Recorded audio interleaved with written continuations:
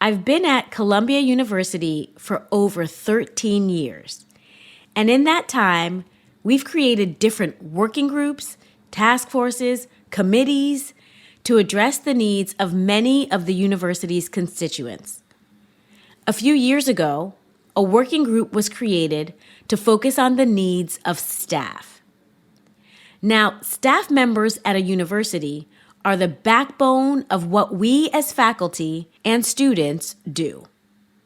Staff are folks who support faculty, the deans, students, help fundraise, manage food services, do janitorial work, and so much more. You know the wonderful people I'm talking about. Well, this working group noticed pretty quickly that Columbia's mission statement actually didn't mention staff. Students and faculty were included, but staff, these vital employees, over 18,000 of them, were left out of the school's mission statement. The working group led the charge for an updated version of Columbia's mission statement, which was later implemented. But this crucial omission is an important reminder of how we can lose our focus and exclude key constituencies that really make a difference in our organizations. So how can we ensure that key groups don't fall off our radar? I'm Modupe Akinola. This is TED Business. Our speaker today is economist Maja Bosnic. In this talk, Maja explains how we need to actively think about key populations in processes like budgeting. Budgeting is not just about allocating money. It's also about understanding who gets impacted in the things we budget for. And oftentimes, budgets impact women in ways we don't expect. Then after the talk, I'll share more insights on how to ensure key constituents, like minoritized groups, aren't overlooked in our organizational processes. But first, a quick break.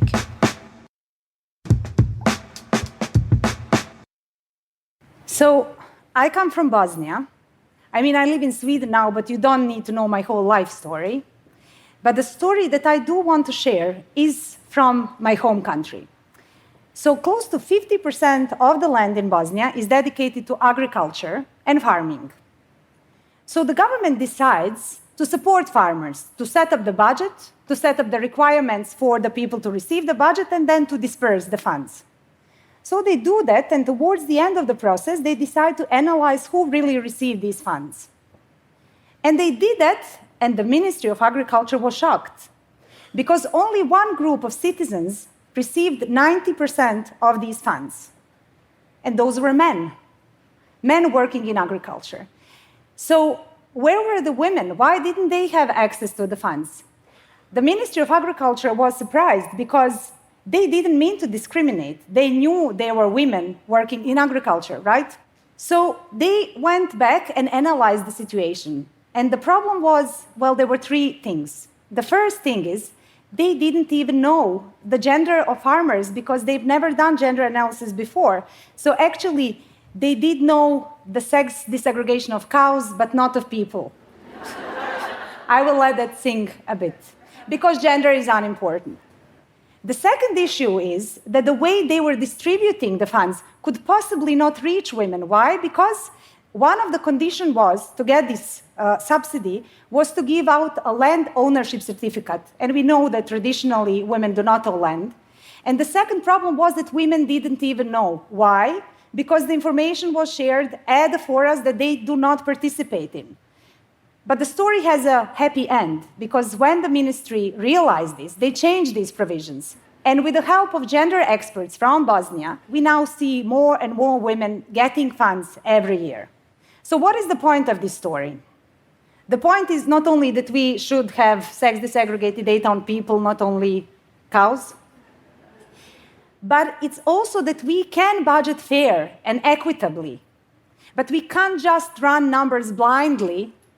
We need to know the faces of people that we are serving with public funds. So this is really the heart of gender-responsive budgeting, or as I like to think of it, and maybe you too, common sense budgeting. So I'm an economist. I work with public finance, so public finance and budgets. But my specialty is helping governments inject gender perspective in their financial decisions and budgets. Okay, so budgets are fairly simple, straightforward, as it was introduced. In fact, all our budgets, being it your own budgets or public budgets or company budgets, go through the 4 logical steps. The first step is, of course, we are calculating our revenues. In the sense of the state, it would be taxes and fees, right? The second step is budget approval. After we figure what we will do with the funds, it goes to the approval of the parliament. And then the third step, my personal favorite, is spending or budget execution, ideally according to priorities, not my personal favorite. And then we go into control and budget oversight. So whether we have actually spent the money as we planned, and also whether we have achieved the objectives. So in the sense of the state, it would be increased level of education, decreased level of poverty. In the sense of the company, it would be profit or income. You see where I'm going. So what is really wrong with that? It sounds perfectly logical. Well, what is wrong with that is that traditionally, in most of the countries, if not all around the world, we assume when we are planning the budget funds that we are targeting one universal, homogeneous human that will have the same access to funds, the same needs, almost. And then the situation such as this one in Ministry of Agriculture happens. Then we are surprised that our funds didn't really reach everybody. So what I want to also say here, what do we then do about that? In Ukraine, the government has analyzed close to 300 budget programs. And when I say budget programs, these are expenditures in health, education, sports, infrastructure, defense, anything you can think of that is funded with public funds. And in every single one of these programs, we have found gender gaps.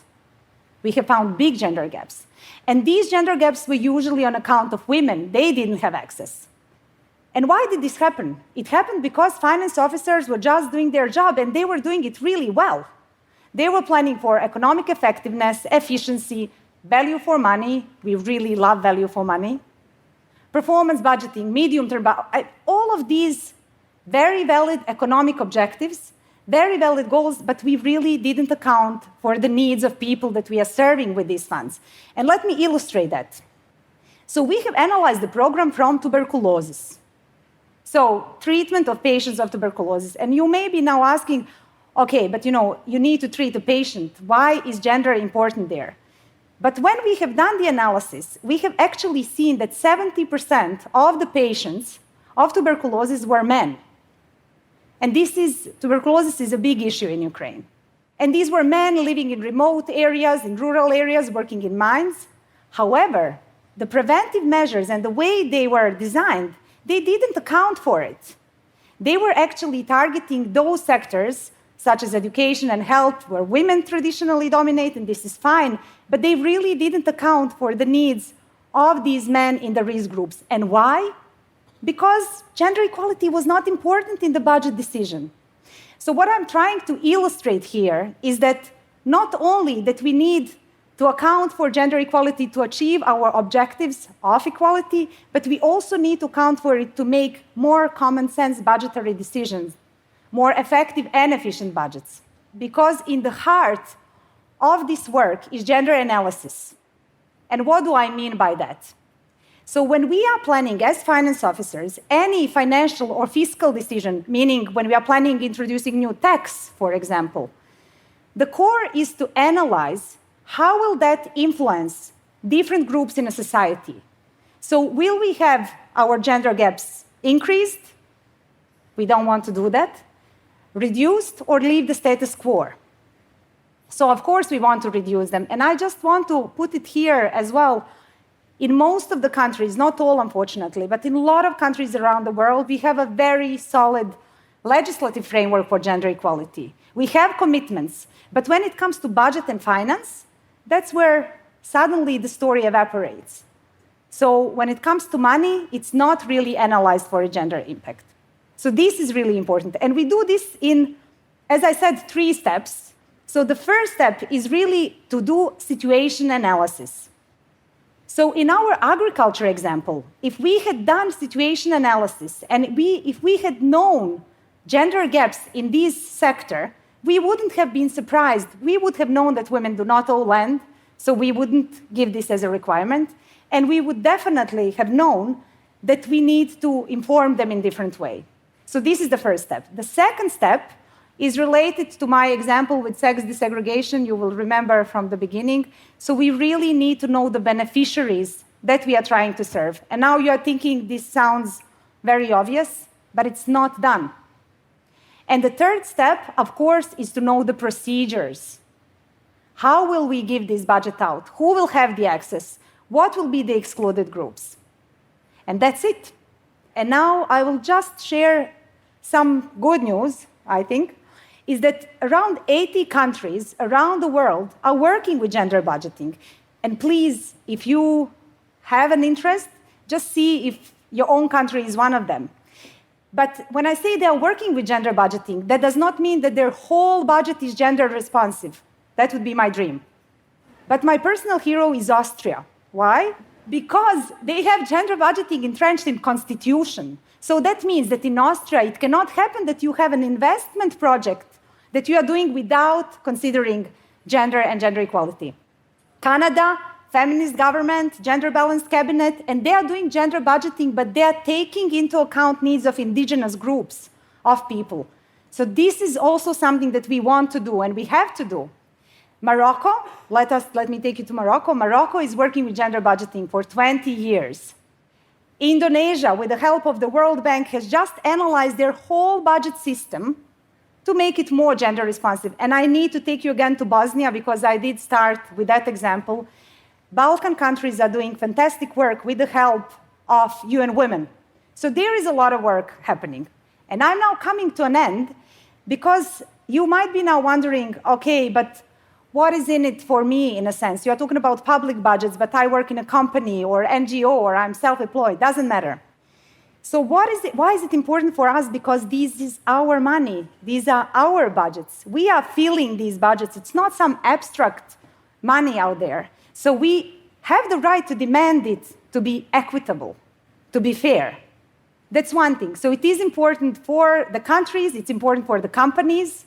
Of course, we should ask who is making decisions, whose needs are being satisfied, and also maybe families, but who really has the voice, who is making decisions. It's interesting just to see and then to maybe be surprised as these ministries or not. So if you are interested, you are literally one click away, and I'm aware this sounds like a sales pitch, but I am selling you the work of many, many gender budgeting experts around the world who have been for years working with these concepts. So you have such a wealth of material from UN Women, IMF, different scholars, World Bank, Swedish government. Doesn't matter, I will not go into all the wealth of materials. So it's all out there. And if we do that, we will have the budgets that will not only lead to gender equality, which is amazing objectives in itself, but we will have better, more effective, more efficient, more fair budgets. What's not to like? So I hope next time we meet, this type of gender-responsive budgeting will be called budgeting. Thank you.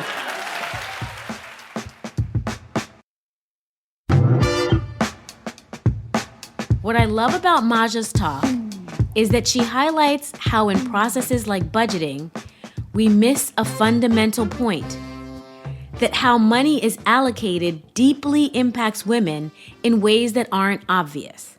And there are so many other non-obvious things we lose sight of in our workplaces that deeply impact populations that matter. For instance, who is represented in your Zoom meetings? What is the race and gender makeup of the people in all those little squares? Have you ever paid attention? Probably not, because they all look like you.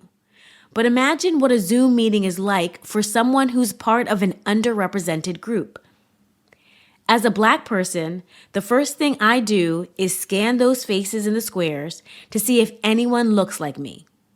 I mean, I do this in any meeting, on Zoom or in person, but it wasn't until the pandemic that I realized how much of an effect it had on me to be in spaces where people looked like me. As you know, the pandemic coincided with a national racial reckoning, which meant I had a couple of Black-only Zoom calls. These were meetings, for instance, with my Black students at Columbia Business School, or with Black academic colleagues, or with my Black friends, because we needed Black-only spaces to discuss what we were all feeling and experiencing at the time, without having to code switch, without having to wonder if we were offending anybody. And I remember on one of those calls, I just teared up because I couldn't recall being in a Zoom meeting where everyone looked like me. It felt really special. I felt like I was surrounded by family, which I needed especially during this emotionally trying time. And it dawned on me that many white people, or people who are well represented in organizational spaces, have experiences like this every single day. They don't need to scan the room. They might not notice the racial or gender disparities in a meeting.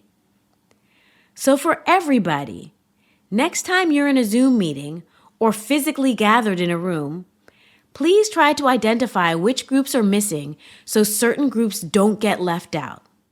Doing this regularly opens up our eyes and our hearts in ways that allow us to be inclusive, not only in our workspaces, but also in many other domains. That's it for today. This episode was produced by Brittany Brown, edited by Alejandra Salazar, and fact-checked by Julia Dickerson. Special thanks to Michelle Quint, Corey Hagem, and Colin Helms. I'm Modupe Akinola. Talk to you again next week.